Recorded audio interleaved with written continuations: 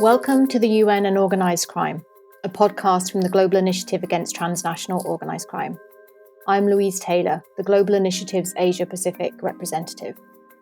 Following on from our podcast last month, exploring the challenges that cybercrime poses to countries in Southeast Asia, we're heading back to the region to talk about what possible responses and initiatives exist to respond to such threats and challenges.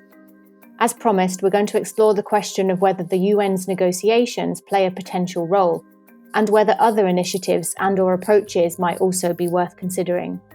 Today, I'm super excited to welcome and to talk with two regional representatives, Helena Huang, Associate Research Fellow at S. Rajaratnam School of International Studies based out of the NTU in Singapore, and Horest Au-Yeung, Interpol's Asia and South Pacific Coordinator in their Cybercrime Directorate. I met both Helena and Horest alongside Giselle and Theo in Kuala Lumpur earlier this year, where we met in a regional context to discuss the possible solutions to tackling critical technology and cybercrime challenges. I'm very honoured to welcome them here today and look forward to hearing their perspectives on how we might be able to respond to these emerging and developing threats.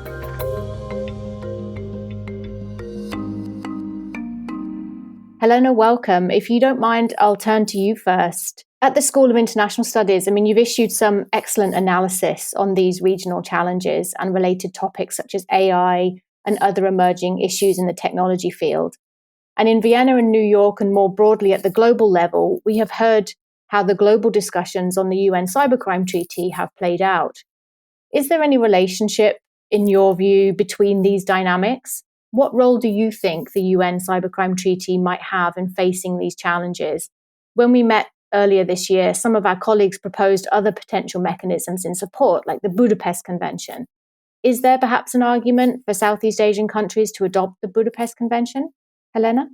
Yes, definitely. So at RSIS, we have policy experts looking at different aspects of technology. And one of the areas we look at is actually how technological advancements and regional security challenges intersect. So the rise of digital technology and adoption of digital technology can and actually will bring along with it both opportunities and vulnerabilities for the region. So this will actually alter and affect the security landscape of the Southeast Asia region. As digital technologies become more integrated into the national as well as critical infrastructures by different countries, the need for guidelines on how to handle these challenges will increase in a corresponding manner. And this is exactly where the UN Cybercrime Treaty comes into place. To be specific, it will actually serve four main roles. The first is that the UN Cybercrime Treaty can establish international norms, rules, and baselines on cybercrime-related matters for the region. The second is that it can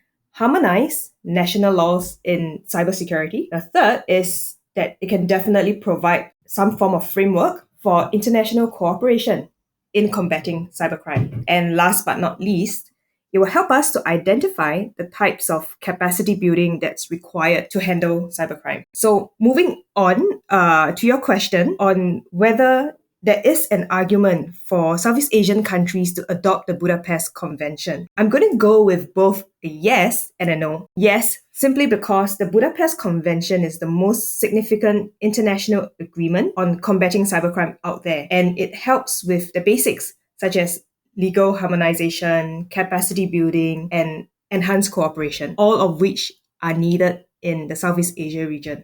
No is because of the cultural context of the Southeast Asia region. The Budapest Convention was initiated by the Council of Europe, which is a regional organization with 46 member states in Europe, which are more or less homogeneous in an extent that is definitely more than what's happening in the Southeast Asia region. So in Southeast Asia, we get 10 different countries, 10 different cultural contexts, 10 different social contexts, and of course, with it, different levels of development and also cyber capacity. So adopting the Budapest Convention and translating the clauses into national laws in Southeast Asian countries might not be as effective as the Budapest Convention has proven itself to be in Europe.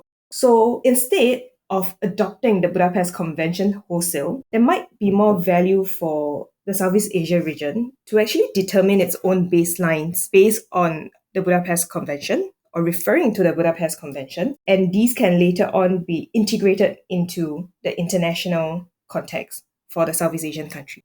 Thanks, Helena. That's really fascinating about how trying to use international or other regional frameworks, extracting the best practice from those and then adapting them to a specific cultural context and the very, as you said, varied nature of the setup and the structures and the contexts in Southeast Asian countries. Horest, I was going to ask you your reflections as well on this question, because I know that Interpol is closely following and engaged also with the UN process, and we're liaising very closely with your excellent global colleagues on this. But from a regional perspective, how are these negotiations playing out domestically in the region? So the ad hoc committee was established by the UN General Assembly in December 2019. So Interpol has joined the ad hoc committee since the beginning as one of the selected non-member entities. So our representatives, our colleagues from Cybercrime Directorate, attend every section of the committee and provide our input for the convention, for drafting the convention.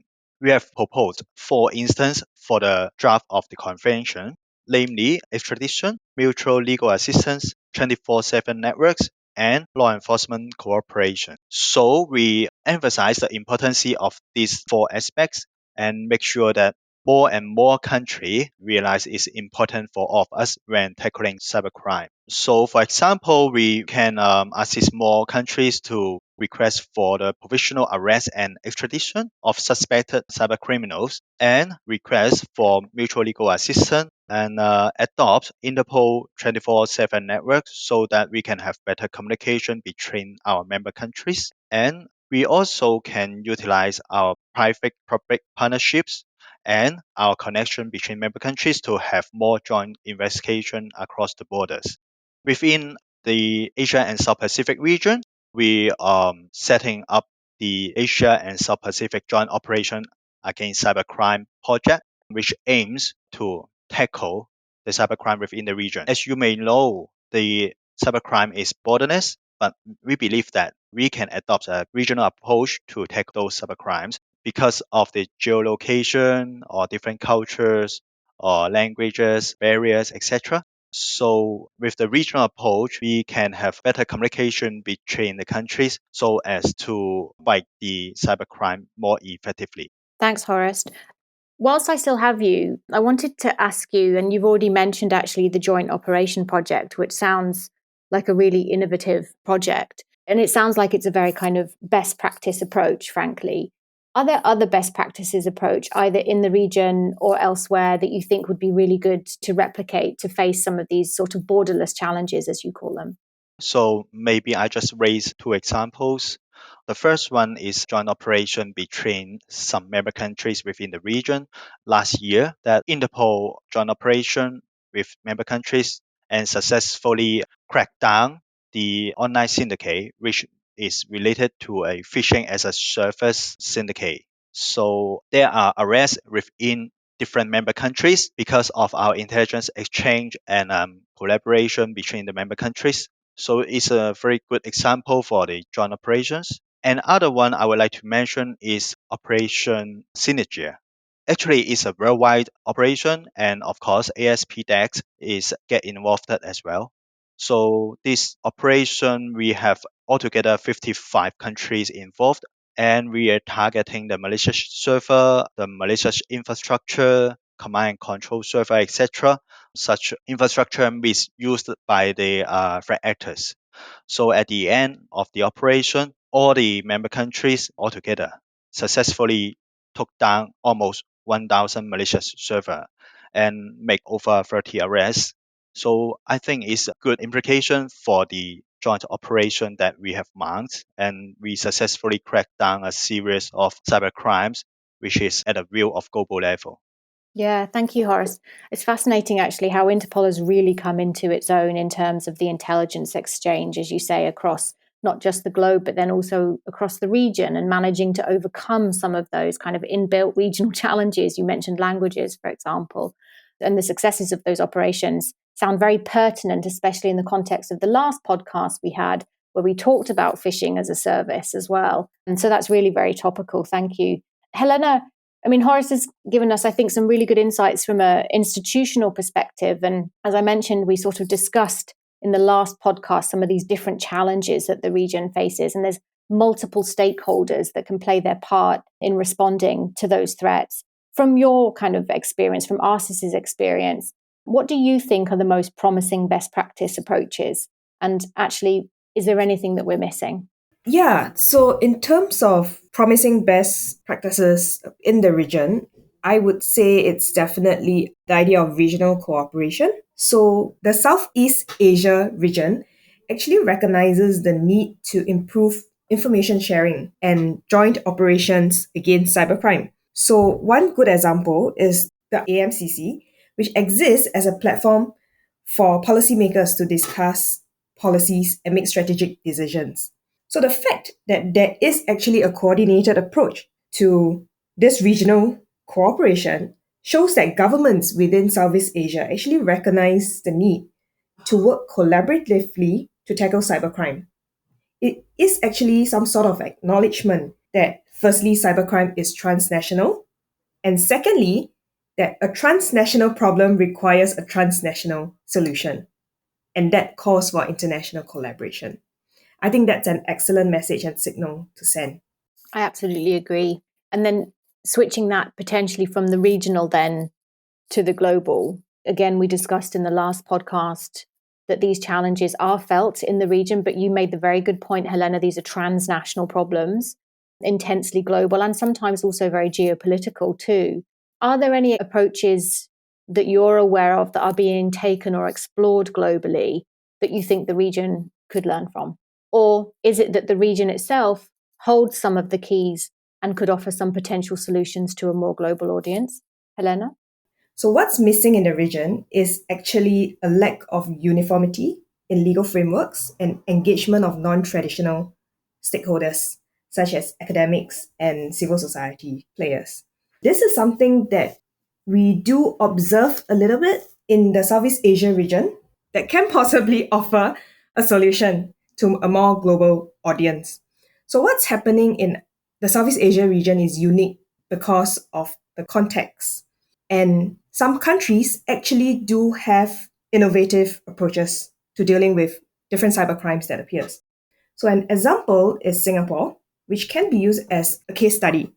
So Singapore actually has a shared responsibility framework for online scams. And this allows for different parties such as financial institutions, telcos, and consumers to actually share the responsibility in to reimburse the victims of phishing scams.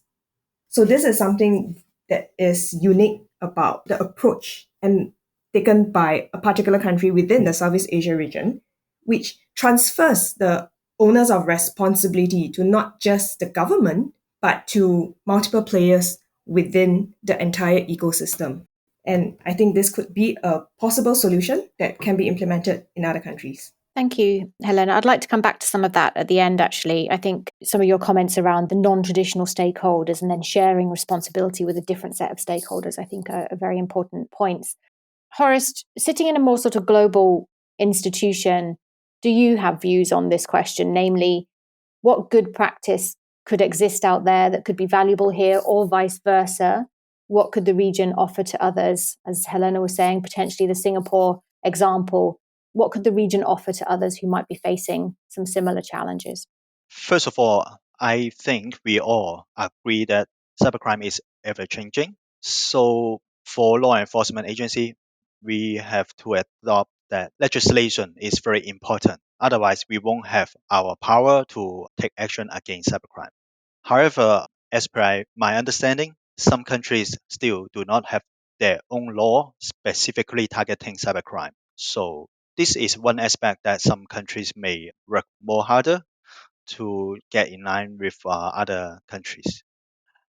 And another aspect that I would like to mention is about capacity building, which Helena also mentioned before. In Interpol, we actually provide a lot of training, not only to our own Interpol officers, but also the law enforcement agencies from our member countries. Capacity building is very important for all of us. We can develop an in-depth understanding of the cybercrime threat landscape and to equip our investigators how to investigate and detect the cybercrimes. So from time to time, we have many resources put into the different kinds of trainings, such as virtual currencies, malware analysis, drones, digital forensics, you name it. I would like to mention that some countries may have demand on the capacity building, but they actually don't know how to obtain such resources. So by this opportunity, I would like to invite those member countries, if they really have the training needs, they can approach our capacity building team so that we can arrange training for the law enforcement agencies of the member countries. Thanks, Horest. It's really interesting to see as well what you're offering as an institution, I think. And you talked there about both kind of legislation being very important, but then capacity building and the baselining of standardized approaches, I think, is also very helpful in terms of then an international understanding, definition, and approach to tackling cybercrime. I would also add, I think, you talked about the fact that cybercrime is ever changing, the importance and relevance of future proofing legislation as well. So not only sort of dealing with the current gaps, but then trying to look ahead and getting ahead of the challenges as well. And I think there are some interesting practices from around the region in that respect as well. Thank you very much. We're out of time. So thank you very much, Helena and Horest. What a fascinating discussion. Again, I think we've done a canter around both Southeast Asia and sort of the global possible responses with some really fantastic ideas about how we can enhance and improve our responses, with a concrete offer from Horest as well in terms of what Interpol is offering. So thank you very much for sharing your views and perspectives with me today. What I've really enjoyed as well across the 2 podcast episodes is the chance to talk to you, to experts from the region and from different fields, as you said, Helena, representing different stakeholder interests and perspectives. There's really deep value in exploring multi-stakeholder dialogues, which then genuinely lead to kind of holistic and collaborative responses. We haven't heard much from the private sector, and maybe that's something that we can turn to next time. Thank you again, both, and thanks to those of you who've tuned in. You've been listening to the UN and Organised Crime, a podcast from the Global Initiative Against Transnational Organised Crime. I'm Louise Taylor, and I look forward to meeting you again on our next regionally focused podcast in the coming months.